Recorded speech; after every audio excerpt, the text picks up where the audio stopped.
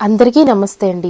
ఈ సంవత్సరం 2025లో శ్రీకృష్ణ జన్మాష్టమి అసలు ఎప్పుడు వచ్చింది? 15న లేదా 16న? అష్టమి సమయం ఎప్పటి వరకు ఉంటుంది? అలాగే రోహిణీ నక్షత్రం ఎప్పటి వరకు ఉంటుంది? నిశ్చిత కాల పూజని మనం ఎప్పుడు ఆచరించాలి?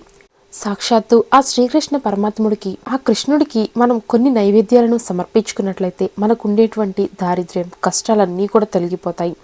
అఖండ సౌభాగ్యం అనేది మనకి లభిస్తుంది. ఏ నైవేద్యాలు పెట్టుకోవాలి, పూజ నియమాలేంటి, ఇవన్నీ కూడా మనం ఈ వీడియోలో తెలుసుకుందాం. వీడియోని ఎక్కడా కూడా స్కిప్ చేయకండి.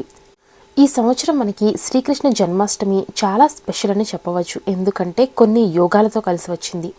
ఈ సమయంలో గనక మనం పూజలు చేసినట్లయితే చాలా బాగా సిద్ధిస్తాయి. అసలు ఆ యోగాలేమిటి, ఏ సమయంలో మనం ఈ పూజ చేసుకోవాలి, ఇదంతా కూడా వీడియోని తెలుసుకుందాం.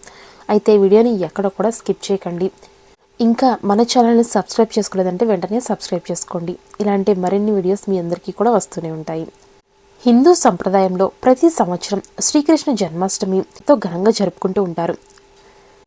ఈ పండుగను శ్రావణ మాసం అష్టమి తిథి రోజున జరుపుకుంటూ ఉంటారు. అయితే ఈ ఏడాది మనకి జన్మాష్టమి ఎప్పుడు వచ్చింది, విశిష్టతలు ఏమిటి తెలుసుకుందాం.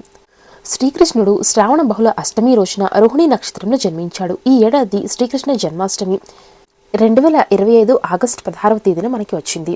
అంతేకాదు అదే రోజున శ్రీకృష్ణ జన్మాష్టమి రోజునే మనకి అమృత సిద్ధి యోగం, సర్వసిద్ధి యోగం వంటి అద్భుతమైనటువంటి యోగాల కలయిక వచ్చింది.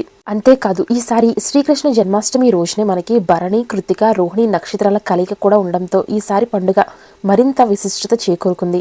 ఈసారి పండుగకు మరిన్ని యోగాలనే కలిసి వస్తున్నాయి. నిశ్చిత కాల పూజ చేసినట్లయితే చాలా అద్భుతంగా కలిసి వస్తుంది. మనం అనుకున్నదన్నీ కూడా జరుగుతాయని మనకి పురోహితులు చెబుతున్నారు. అయితే విష్ణుమూర్తి 10 అవతారాల్లో 8వ అవతారం ద్వాపర యుగంలో శ్రీకృష్ణుడిగా జన్మించాడు. ప్రతి సంవత్సరం కూడా శ్రావణ మాసం కృష్ణపక్షంలో అష్టమి తిథి రోహిణి నక్షత్రం ఉన్నటువంటి ఈ సమయంలోనే శ్రీకృష్ణుడి యొక్క వేడుకలు నిర్వహిస్తూ ఉంటారు. అయితే కొన్నిసార్లు అష్టమి తిథి మరియు రోహిణి నక్షత్రం కలయిక అనేది రాకపోవచ్చు. అయితే నిశ్చిత కాల సమయంలో గనక మనం శ్రీకృష్ణ భగవాను పూజిస్తే చాలా బాగా సిద్ధిస్తుంది. మనం కోరినటువంటి కోరికలను తీరుస్తారు ఆ చిన్ని కృష్ణుడు. అసలు నిశ్చిత కాల పూజ సమయం అంటే ఏమిటి అంటే శ్రీకృష్ణుడు జన్మించినటువంటి ఆ సమయంలో గనక మనం ఈ పూజ చేసుకుంటే చాలా మంచిది. ఆ సమయంలో చేసుకుని మళ్ళీ తర్వాత తెల్లవారుజామున కూడా శ్రీకృష్ణుడి యొక్క పూజ అనేది చేసుకోవాలి.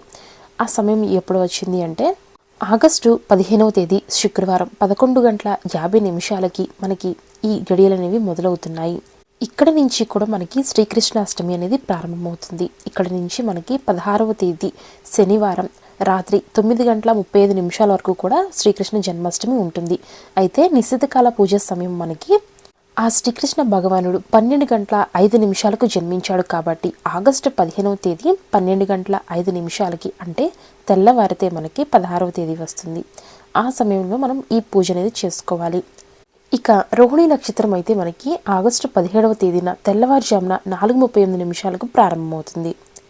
ఇక ఆ సమయంలో కనుక పూజ చేసేవారు కృష్ణుడికి ఖచ్చితంగా కృష్ణుడికి ఇష్టమైనటువంటి వెన్నని అలాగే మీగడ కానీ నైవేద్యంగా పెట్టుకోవాలి. ఇక నీటిలో కాసిని తులసి దళాలు వేసుకుని స్వామివారికి సమర్పించుకోండి. ఎందుకంటే స్వామివారికి తులసి దళాలంటే చాలా ప్రీతికరం. కాబట్టి ఆయన పుట్టినటువంటి ఆ సమయంలో కనుక మీరు పూజ చేస్తున్నట్లయితే కనుక వీటిని అస్సలు మర్చిపోకండి. స్వామివారి యొక్క కృపా కటాక్షాలు అనేవి మీ మీద త్వరగా లభిస్తాయి.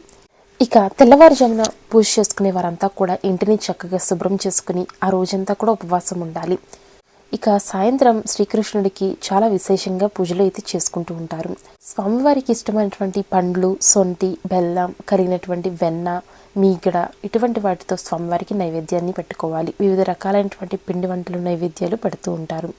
ఇక శ్రీకృష్ణుడికి చక్కగా అందంగా అలంకరించుకుని ఉయ్యాలలో ఊపుతూ రకరకాల పాటలు, కీర్తనలు చేస్తూ ఉంటారు. శ్రీకృష్ణుడిని బాలరూపంలో పూజించడం ద్వారా మనకుండేటువంటి కష్టాలు, దుఃఖం, దోషం అన్నీ కూడా, దారిద్ర్యం అన్నీ కూడా తొలగిపోతాయి. పూజ చేసే ముందు ఓం శ్రీకృష్ణ పరబ్రహ్మణే నమః, ఓం శ్రీకృష్ణ పరబ్రహ్మణే నమః అనేటువంటి ఈ మంత్రాన్ని జపించుకుని మీరు పూజనైతే చేసుకోండి. ఇలా చేయడం వల్ల స్వామివారు చాలా త్వరగా కరుణిస్తారు. మనకు ఉండేటువంటి కష్టాలు ఇవన్నీ కూడా దూరం చేస్తారు. అంతేకాదు సంతానం లేని వారి దంపతులు శ్రీకృష్ణుని సంతాన వేణుగోపాల స్వామిగా పూజించుకుంటే చక్కగా వారికి సంతానం అనేది ప్రాప్తిస్తుంది. ఈ విధంగా మీరు నిశితకాల పూజ సమయంలో పూజ చేసుకోగలము అనుకుంటే చేసుకోండి. లేదు అర్ధరాత్రి మేము చేయలేము అనుకుంటే చక్కగా మరుసటి రోజైనా సరే మీరు చక్కగా శ్రీకృష్ణుడిని పూజించుకోవచ్చు. అయితే శ్రీకృష్ణుడిని పూజించడానికి మంచి మంత్రాలు అనేవి ఉన్నాయి. శ్రీకృష్ణుడికి ఎంతో ప్రీతికరం అటుకులు బెల్లం. కాబట్టి ఈ అటుకులు బెల్లాన్ని అస్సలు మీరు పూజలో అయితే మర్చిపోకండి. వీటిని పెట్టడం వల్ల మీకు అఖండ సౌభాగ్యం అనేది లభిస్తుంది. దారిద్ర్యం అనేది తొలగిపోతుంది. పూర్వజన్మలో చేసినటువంటి పాపాలు కర్మ ఫలితాలు అన్నీ కూడా తొలగిపోతాయి.